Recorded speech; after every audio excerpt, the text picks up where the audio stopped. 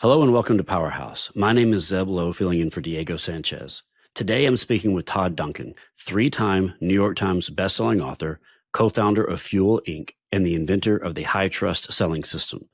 Today we talk about Todd's rise to prominence in the industry, the importance of finding the right coach, along with how to know if you found the right one, as well as what Sales Mastery has in store for attendees this year.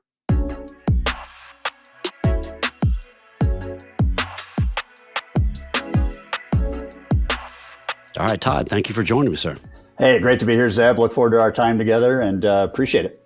Yeah, me as well. So, coming from my background in the mortgage space, I feel like it's impossible to not know your name.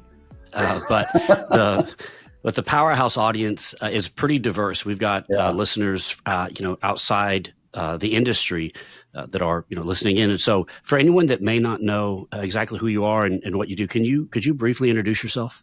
Yeah, thanks. I was going to be a doctor, and my father told me I'd be a horrible doctor and didn't want to pay for my education when I was getting a 1.0 GPA and enjoying skiing in Colorado at the college university I was going to. And I had this conversation with him, and I asked him, I said, Dad, so what am I good at? Because he was a doctor and I wanted to follow in his footsteps. And he goes, you're really good at business. You're good at sales. You're good with people, and you should probably have a business degree. And so I shifted and got into business and found the curriculum enticing and loved it. And when I graduated, my Little League coach happened to own one of the largest real estate companies on the Western United States, Tarbell Realty. And he had invited our family over for a 4th of July party. And so we were having a conversation. He goes, what are you going to do? And I go, I don't know. And he goes, well, as far as I'm concerned, you could be in real estate or lending. You have a degree in business. You have a minor in finance. Maybe you'd like the mortgage business. And that was as unstrategic as it could possibly be. And I trusted him and felt good about helping people, finance a dream. And so I joined the mortgage industry in November of 1980. Interest rates were 18%. Consumer confidence was in a tank. In fact, if you look at a 35-year rate chart right now, you'll see the highest peak in interest rates for the last 35 years is when I was actually originating. So I learned that it was a lot about attitude in a tough market. I learned that it was a lot about relationship instead of transactions. I learned that you could have more by doing more value to fewer clients. And at the end of my first year, I happened to have funded $27 million in loans because I had a mentor teaching me the ropes on how to build relationships, how to sustain those relationships, and then how to take borrowers and take them into a referral universe so that all your calls were never cold calls. They were warm calls, and they were handoffs and referrals. And about 4 years in, Zeb, I got asked to start training other loan officers as my company was hiring them. And so I started doing that. And sure enough, they said, hey, that really worked. I really enjoyed that. Thank you for that, this, that, and the other thing. And at my 12th year, it was like a friend of mine called and said, you're a great speaker. You should train the mortgage industry on how to achieve what you've achieved. And in 12 years, we helped 6,000 families. I was the loan officer. I had 14 people on my team. We helped 6,000 people buy real estate in 12 years. And so I set out in, I think it was 94, to start a training company that was going to be all about helping change sales perceptions and methodologies in the mortgage business, and to stop worrying about transactions and getting a deal and start pouring into people and building relationships. And sure enough, that worked. And here we are 30 years later, still doing it. I've had the pleasure of speaking to over 5 million mortgage originators around the world. And I'm living the dream, man, helping people win in life. That's excellent. I'd had a follow-up question. You answered some of it, but there's still some that you're leaving out that I'm very curious about. You've co-founded some important and impactful companies along the way. You're a 3-time New York Times bestselling author. So when did all that come into play? Can you kind of give us a Cliff Notes version of that part of your career? When you become a communicator and you decide that being a professional communicator is what you want to do, and it's your for me, it was my gifted zone. And even when I was a loan officer, Zeb, I was helping, realtors. I would speak to Office A on the first Friday of the month, and last Friday of the month, Office D. And I'd speak to 400 or 500 realtors in their meetings. It wasn't about me not not about product. It was about, how to get sellers to say yes and how to get buyers to go forward, and the power of nurturing and whatnot. And so I really found that there was a value exchange of me giving ideas that I knew would help people win. And so when I decided that, at year 12, I was actually at a huge seminar. There was a couple thousand people in the audience. It was from all businesses, not just mortgage, lots of real estate. And the guy on stage was talking about living your dream life. And he was talking about living your gift and your calling. What is your gift and your calling? And so, right then and there, probably an hour in, I was with my title partner, and it just hit me. I need to make a career shift. And so I went up and talked to him at the end of the day, and I told him I want to be a professional speaker. And this is a huge thing for everybody. He said, when are you going to be one? There's a lot of wannabes, in the world. There's a lot of people that want a better outcome. They want, a little bit more revenue. They want more sales. They want more consistent sales. They want. And if they were to understand that my turning point was a guy who looks me in the eyes and he says, okay, you want to be a speaker. When are you going to be one? And I literally said to him, I don't know. I just made the decision like 2 hours ago that I want to be a speaker. And he goes, it doesn't matter. And here was his line. His name is Tom Hopkins. He's still alive today. And we're friends, obviously friends today. But his line was, if you don't pick a date, you won't have the discipline to drive to that destiny. And he said, before you leave this auditorium, 2,000 people are gone. It's just the two of us. He said, pick a date. And I picked the date. And he said, write it in your day timer. We didn't have phones yet.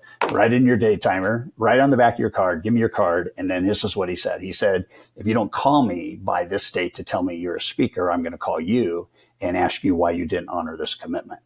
And right then and there, it set in motion all of this. And so I decided to start the speaking company. Nobody knew me except my mortgage company. And so I got the MBA directory and I started doing 10 mail outs a day. And pretty soon, probably 10 months into it, we got our first deal. And then I decided to write a book on my journey. And my wife said, you probably need to wait a little bit. You probably need to just let some stories accumulate. You just started the company, and let's not get too fast ahead of the skis here.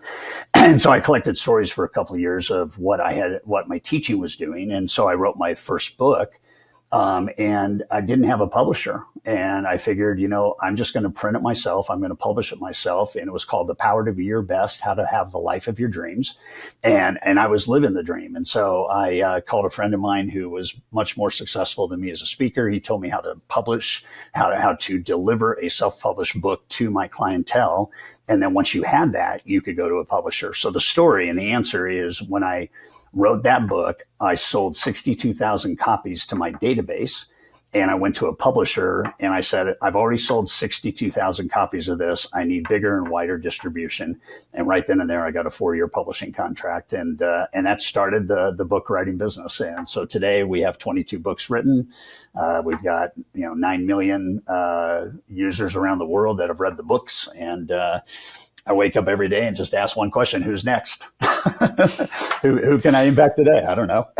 I didn't realize you'd written and published that many books until I was doing a little more background research on you before this interview. I mean, I knew you from the High Trust Selling book and system, most famously, at least from the world that I come from.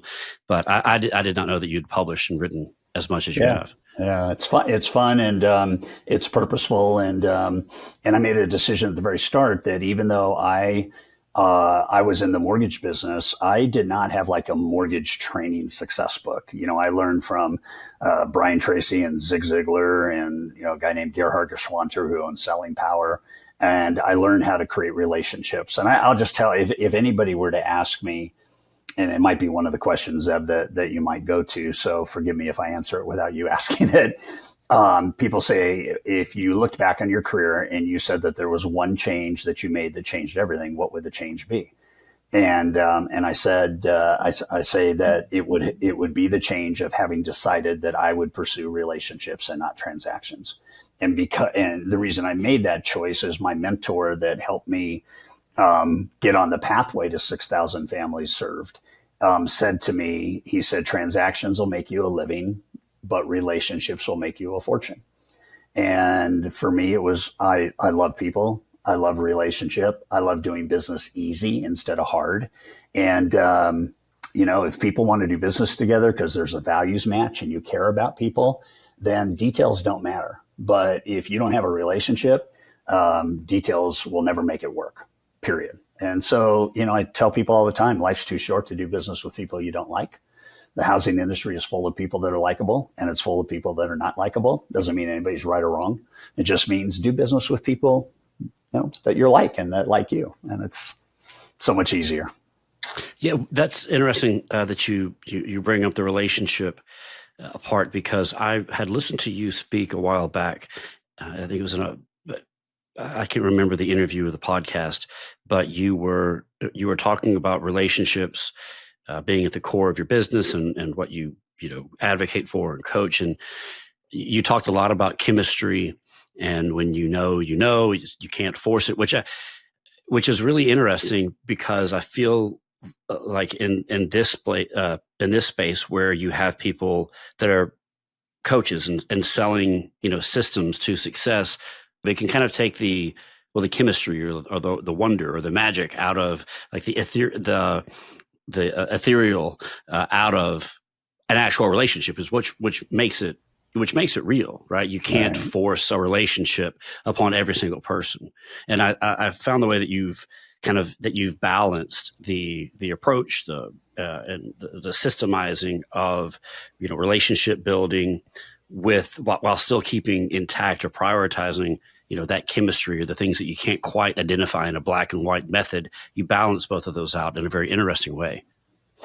And so one of the questions in that commentary, which is excellent, is this idea that I do not want to do business with people to whom I have not been referred, period. And that was a tectonic decision that I made for my career. And people go, well, how could you do that? And the answer was, it was very easy.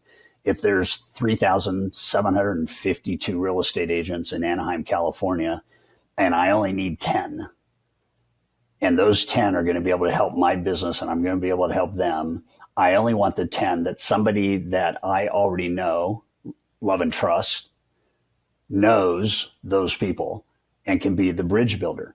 So when I call Debbie Johnson at Century 21 and I say, hey, Debbie, it's Todd Duncan with Mission Hills Mortgage, and Ron Songrath at First American Title gave me your name, he thought we could be a perfect match together and said you were maybe interested in having a conversation about how to partner with a different lender that was more interested in helping you build your business than taking loans from you. And just curious if that makes sense and if you'd like to get together and chat about it. And that was it, right? So Ron knew that Debbie was a match for me. And I'll give you another example. I called a gal named Karen Mahalik who owned a company called the Escrow Merchants. And I said to Karen, I said, I see this agent, her name is Sets, and I see that she does a lot of business. What can you tell me about Sets? And Karen said to me, she said, stay away from her. She's on her 7th escrow officer. The deals we think might be fraudulent. We're about ready to cut her off. Don't spend any time with her. So I was attracted to Seth's production, right? But I didn't have that heart. I didn't even have that piece that her character was different than my character, which is It was a culmination of events that kind of led to that, right? That decision. Yeah. And that's really antithetical to what I think people that are brought up in the industry are. I think it's the right decision, but it's not what we're generally taught. It's like any relationship that comes your way, seize onto it, and hold on to it for dear life, despite whether or not it's a productive or healthy one for you. Well, yeah, and that's the beauty of that, right? And there's a lot of fear in deciding who's not a match. But it's no different than like you go on a date and it doesn't feel right. Well, you're not going to go on a second date or third date or fifth date because somebody said, well, maybe it'll work out. You should be tenacious. Well, no, if I don't have chemistry, then I don't have collaboration and connection. And if I don't have collaboration and connection, I have nothing. Right. And then the other piece of it is that Jim Rohn said this, one of my mentors and a guy that I became friends with later in life. He said, there's enough people who would do business the way you want to do it to not worry about those who won't. And I just found that if I had 10 real estate agents and I helped them refer 2 buyers a week to me each, and I could have 4 buyer conversations a day, and 1 out of 4 would sign an app and close 90% of the time, I would close 180 units a year. And then my mentor said, now double your business, but don't double it by talking to twice as many people. Double it by being better at the conversation and getting 2 out of 4 to say yes. And so now I'm at 360 fundings. And then same thing, don't double again to try to add more volume. Try to get 3 out of 4 to do business with you, right? And now you're at 540 fundings. And it was 10. Did they rotate? Yeah. Did I upgrade sometimes? Yeah. Did I have to get rid of a couple of them? Yeah. But at the end of the day, you have to have a business model that you follow. And I was listening to a Denzel Washington clip this morning, 2 minutes while I was kind of in my meditation zone. And he said the key to all success is discipline and consistency. Period. End of story. And it was a beautifully moving 2-minute video, but it was about like the consistency. And, you know, when you have relationships that you love, then you are never going to have call reluctance. You are never going to have fear. You're going to want to have conversation because that's how you build each other's businesses. And if you don't have that, Zeb, you don't have anything, because then it's fear and it's like you're one of many. You're a vendor and you're not a partner. And when you're a vendor in the loan business, there's so many options. And when you're a partner, you're the only option. So let me ask you, I wanted to ask you a little bit about your coaching. Do you feel like were you drawn to coaching in an organic way, or is it more one of those, you know, you were training people and one thing led to the other and you kind of looked around like, I'm already coaching these people. I'm doing it well. Now I want to scale up. So the first thing that happened at the age of 24 is this same mentor that worked with me. He said, if you really want to take your business up, I need you to hire a coach. And I go, well, you're my coach. And he goes, no, I'm your mentor. And as your mentor, I'm telling you need to hire a coach, because I'll give you ideas, but you need to have a little bit of accountability and discipline and organization around implementation. So I said, okay. And, I checked out a couple of coaches, and it was like, so this would be 1983. And it was like $400 a month. And I said to my mentor, I said, I'm not spending $400 a month on a coach. And he goes, well, then I'm not going to mentor you anymore. And I go, well, that's a lot of money. And he goes, but it's also an investment in your future. And the best investment, these are his exact words, the best investment you can ever make in your business is the investment you make in yourself. And he said, if you do this, I promise you in 60 days, you'll be making 10 times the monthly cost back. So that would be $4,000. So 2.5 months later, my commission check for that second full month was in excess of $5,000 more. And so I knew that accountability was important. I knew that by when conversation I had, you know, when will you be a speaker? I knew that setting dates is a big part of this. And then I understood that goal setting and having a plan and sharing that plan with a friend and then having weekly accountability to that plan was the best way to grow new habits. So when I started the speaking company, we did not start a coaching company immediately. It was more about speaking. And then I had a kind of a light bulb moment. It was a moral and ethical and fiduciary kind of light bulb moment where you could come to an event of mine. You could spend a couple $1,000s coming to an event. You could learn from 30 people on stage, outside speakers that are subject matter experts, industry professionals that are top producers, you know, teams and all that kind of stuff. But when the event was over, you were on your own until next year. And that started to bug me, right? And so I had a friend of mine that was one of my students that said, let's start a coaching company together. So we did that, and that coaching company was called Building Champions, still in business today. We started that in 1996. And I had now this outlet to send people to without starting the coaching company myself. And we did that for years and years and years and years and years. And then I decided that I was going to start a high performance coaching arm. And so my friend at Building Champions, who was the founder, and I had this discussion. And so I started coaching elite loan officers, you know, $30,000 a year to be in a group of 25 people, 24 people. And we would talk once a month, and I would coach you once a month, and we would meet, you know, at locations twice a year. and we did that. We did that for 10 years. And then 5 years after starting that, I started a one-on-one coaching company. And, we had 28 coaches, and it was really simple. It was like, we're going to measure 5 things. We're going to measure how many conversations you have a day. In that would be with your database, and in that would be with your partners. How many hours a day did you work? How much did you make that day? And often it was 0. And then one day it'd be, $4,000. And we were starting to map hourly rate. And our goal was to help people make more money in less time with less stress, which is the subtitle of High Trust Selling. And so that served our purpose very, very well. And then I started a new company, right after COVID called Fuel, which is the Netflix for personal development. And today we have 25 AI GPT coaches that are professional instructors like myself, because I saw coaching changing. I saw people not wanting to wait 2 weeks to have another coaching session. And I asked a question: what would happen if you could have a coaching session on demand anywhere at any time on your mobile device? And what if Todd Duncan could be one of your coaches and you could have a conversation with me based on my knowledge universe, right? And I could coach you without you having to spend $1,000 a month or $2,000 a month, and give you access anytime, anyway. So I've watched this evolution, right? I still have live coaches. I have 2. And I'm learning more from AI, as a guy building businesses than ever. So it's a tool that's really important. But listen, if seminars were the only thing you needed, okay, there would be no seminar business, except if there's a business where somebody's never been to a seminar. We've all learned almost everything we've needed to learn to be successful. So now it's just, implementation, and then that discipline and consistency is the mother lode. I was talking with Tom.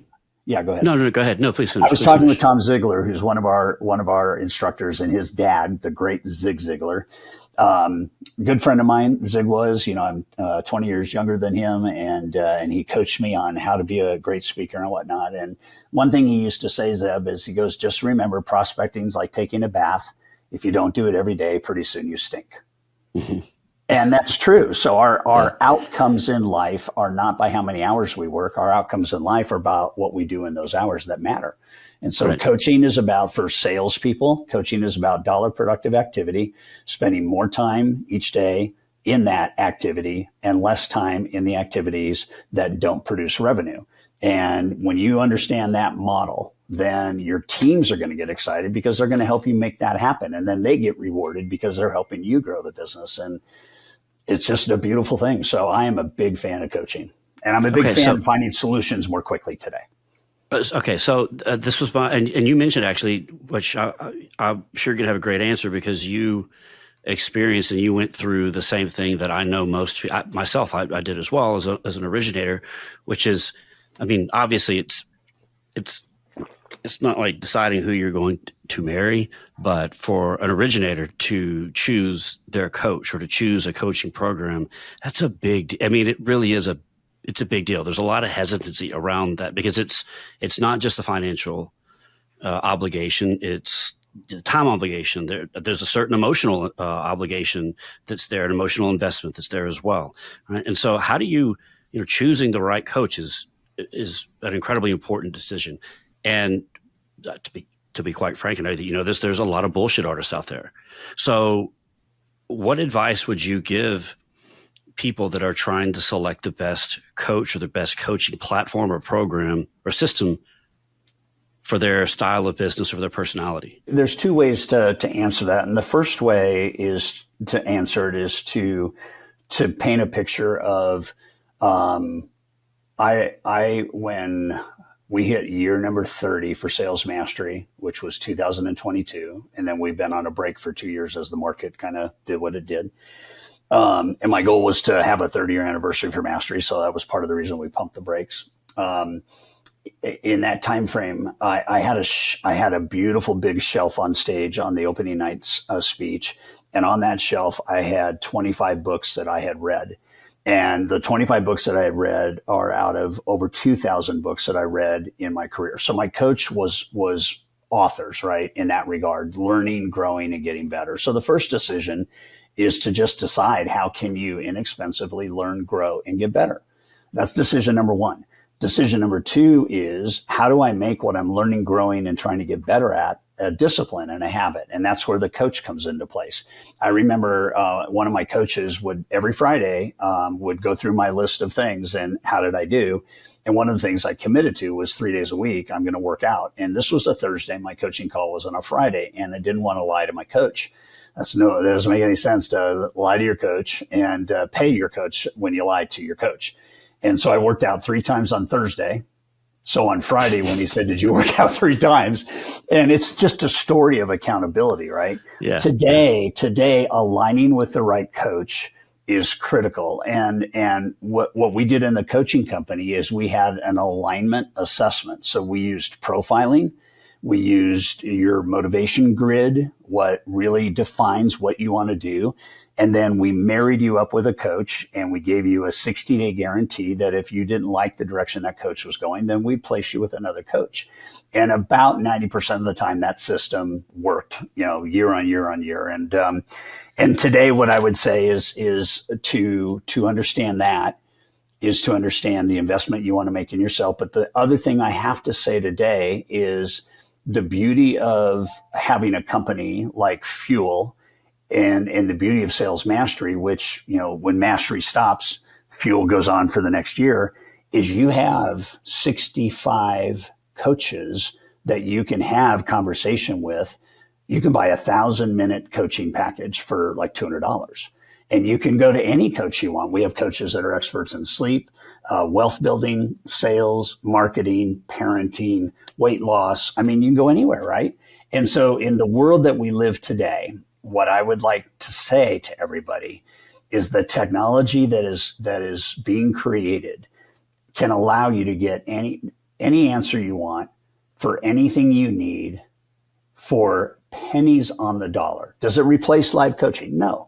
I have executives that I coach every single month, and it's live, and they're 90-minute sessions. And we do that because there is a relationship. But can they come to, myfuel.io and have a conversation with me without me having to charge them? And the answer is yeah. Except they have to buy the minutes, right? So the other thing I would say is there's a lot of badness with AI right now, hallucinations and just the inadequacy of the order of conversations and what it's fed and everything. Your coach has to have a content universe. I have 22 books. I have over 27,000 hours of recorded material. So all of that now is in a relationship where I can talk to you any day about anything you want. And it's the perfect storm, because why would you wait 2 weeks to have another coaching conversation? And so that's the evolution of coaching right now. And I think the world is going to continue to see an automation and a technology around how you can get advice quickly, how you can role play with me. You want to role play with me? Let's role play. And it's all AI. Right. But it's me. And so that's the coaching conversation. It's interesting. So let's talk about sales mastery. That's coming. That's right around the corner. Yes. And I know that you said that there was a little break there. How many years in total has this been running for? So the first one was in 1992, and I'll never forget it because we wanted to get to 300 people attending. First time, in the industry having a live event, and I remember that 292 people showed up. So there was always a 92. And a 92. And that told me if you look at serendipity and you go, okay, that was kind of cool. First event, 92, and we had 292 people show up. So I decided right then and there, I'm going to do this every single year. And I want to build an ecosystem where hungry loan officers and real estate agents can come learn and get better. I always hired really good outside speakers, and I always put together really great, sharp panels on everything. And the next year we had 565 people. And the year after that, we had 1,125 people. And we just kept going. And in 2000, we had 2,000 people, and it kept growing and growing and growing. And then I think the biggest audience was just under 4,000 people. And then the GFC hit, in 07 and 08. And so we peeled it back, but we still pulled it off. And so we've put almost 100,000 people as learners that want to get better into sales mastery. It's always 3.5 days. And my goal was to do it for 30 years. And so in 2022, it was our 30th time that we had done it. And, but COVID was a interesting thing because there was no certainty that we could pull off a live event. When COVID hits in February and hotels, are trying to talk you into the idea that people will come to their hotel and nobody knows the people, the whole Right. story. So we decided to live stream it, and it was just a roll of the dice. And here's what's interesting. So I just said the numbers on live audiences, right? When we live streamed it, Zeb, we had 44,000 devices connected to the event live stream. And I'm just sitting here going, if my purpose on this earth is to help people learn, grow, and get better and make a difference. And we just did an event that had mortgage brokers in Turkey and South Africa and Vietnam and Canada and, Alaska and the UK. And Right. why don't we just build a company that can be worldwide? And so Fuel is a worldwide company. We're in our third year, and mastery was something that when we got to year 30, I just said, I'm going to just celebrate. I'm going to take a year off. The market got a little bit worse. And so we said, there's no value in doing anything else with it. And the serendipity of that moment was two guys that had grown up at Sales Mastery, who had started an event because they were excited about doing their own kind of event, said, what are you going to do about your legacy? And I go, what are you talking about? And they go, have you ever thought about selling Sales Mastery? And so when Don and Gino, who were the founders of Momentum Builder, came to me and said, we grew up in your system. Our lives are better because of your system. What if we put the two events together? And they said, we'd like to buy it from you. So we did a beautiful deal. And I'm still part of, the engine for 3 years or so, and maybe 4, maybe 5, I don't know. But now it's the two biggest event brands, in the mortgage industry coming together. And I'm talking about privately held events. MBA has more people, obviously, and some of the associations might have a few more. But the goal and why I'm excited to be part of this with you and HousingWire is the vision now is to bring mastery to the entire housing industry. Processors and underwriters and insurance and closers and appraisers and, real estate, everybody. Let's get the whole group together. So we're on this pathway to get to 1 million people served in 10 years. Wow. So that's the vision. Yeah. Right. And we're excited about it. So it's 4 weeks away. It's October 14th through the 17th. We're in Dallas, right downtown at the Hyatt Regency. And it's going to be fun. It is going to be right fun. down the road from the HousingWire corporate office. That's right. Yeah. Y'all need to come over. HousingWire, we will. HousingWire will be there for sure. Well, HousingWire is the anchor sponsor. So let's go. So Don and Gino, they recently, I was going to ask you about them. They recently co-authored a piece, and it was titled, let me get the title correct, Loan Originators, You're Still Here, That Means Something.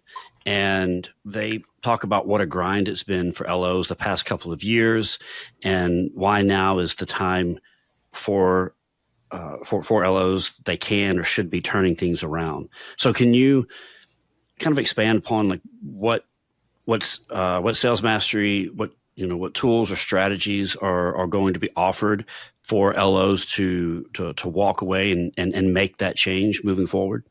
Yeah, the goal of Mastery has always been to showcase believable, implementable ideas that can make a difference in your life. And so when we bring these ideas to the stage, I'll give you 2 examples real quickly. So we did a test run on this 3 weeks ago. We had 254 originators on a webinar. They were from all different kinds of companies, right? And we were talking about the discipline. So one of the people I coach, she's going to have $100 million year this year. And she said to me when I asked her, I said, what are you doing to make that happen? And she said, I'm back to basics. And I go, what basic? And she says, the discipline of making calls. And I said, how often? And she goes, daily. And I go, how many? And she said, a minimum of 10. And then she said, I do not go home without the 10 calls being made. And so she's talking about a mechanical discipline, right? That the calls, and that's not going to be new news to anybody listening to us or even when you get to Mastery. But what I want to tell you is through that discipline, these 254 people that were on the webinar, I said to them at the end of the webinar, tomorrow you're going to be back on same time, same channel. Here's what I want you all to do. I want you between today, 1 o'clock Pacific time, And tomorrow, 1 o'clock Pacific time, I want you to make 10 calls.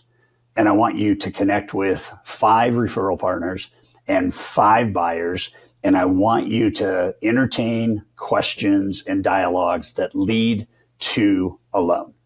And then tomorrow, I'm going to ask you when you get back to put the number in chat.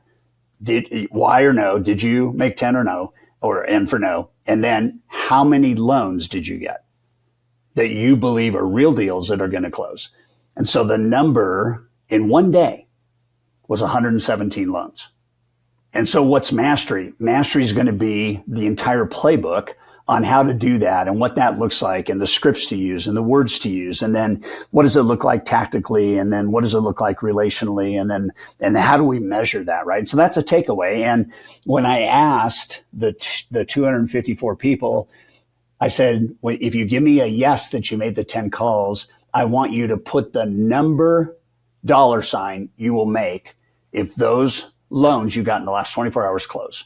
What do you think, Zeb, was the average commission that was written in that chat? Give it to me. 11,500. In one day, one discipline, 10 calls, 11,500. Wow. That's the economy we're in. So a loan officer that understands everything coming from stage is designed to help you make more money and have a better version of life that you want. It's balancing your life force with the hours you give to business and the hours you want off the job. We did one more thing just to be exemplary here. So one of the strategies people should be using right now, it's called the less than 12 month strategy. And the less than 12 month strategy that we'll unpack at Mastery is how do you build a buyer funnel of people today that want to buy in the next 12 months? How do you get very strategic right now with your partners and with buyers you talk to so that you can actually start building that funnel? And if you tell every single real estate agent that when 2026 hits, or every referral partner that gives you borrowers, when that hits, you're already going to have a relationship with those borrowers and they're going to start popping out of the bottom of this funnel because there are people today that are going to buy in January next year and April of next year. And if you're meeting everybody now and you build this home loan action plan funnel, then when they're ready to go, it's contract, it's offer, it's done, let's go.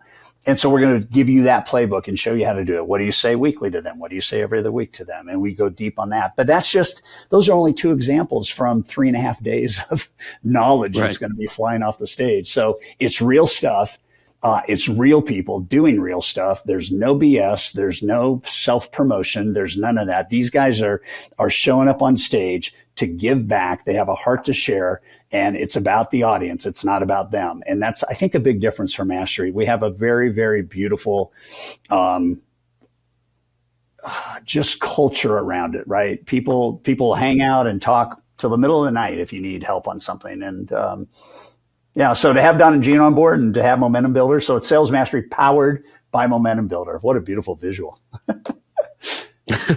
Yeah, right? Powered by. Yeah, for sure. But Todd, I really appreciate your time. We're running longer than we normally do. I want to be respectful of your time. No, it's my fault. I've got 2 hours worth of questions for you. So like I said, I can stay here all day with you. But that just means I'm going to have you back on and let's do it. Pick your brain about.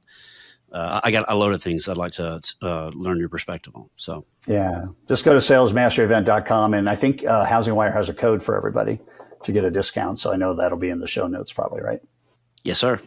Okay, Zeb, thank you so much. I appreciate it, and everybody listening, appreciate the opportunity.